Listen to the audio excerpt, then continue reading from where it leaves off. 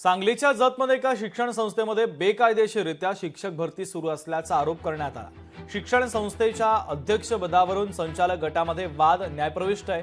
शिवाय पीटीआर देखील मंजूर नाही। त्यामुळे शिक्षण उपसंचालकांच्या वतीने कोणतीही कार्यवाही न करण्याच्या सूचना आहेत। तरी देखील जाहिरात देऊन शिक्षक भरती करण्यात येत असल्याचा आरोप करत तातडीने शिक्षक भरती रद्द करण्याची मागणी दी पीपल्स एज्युकेशन सोसायटीचे संचालक संतोष पट्टणशेट्टी यांनी केलेली आहे।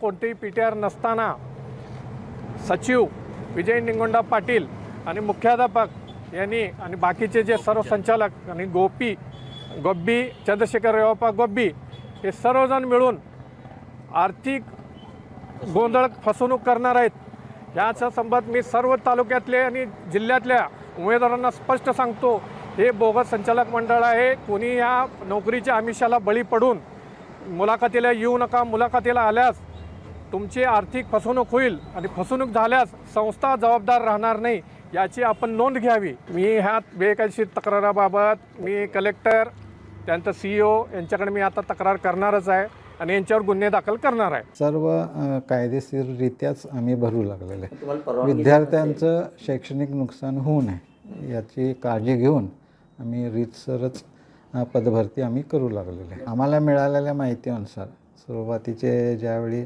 आम्हाला शिक्षण विभागाकडून माहिती मिळाली त्यामध्ये 5 व्यक्ती एका बाजूला होते, म्हणजे बहुमत असणारे त्या पक्षांचा आम्ही विचार करून हे पदभरती आम्ही करू लागलेले आहे।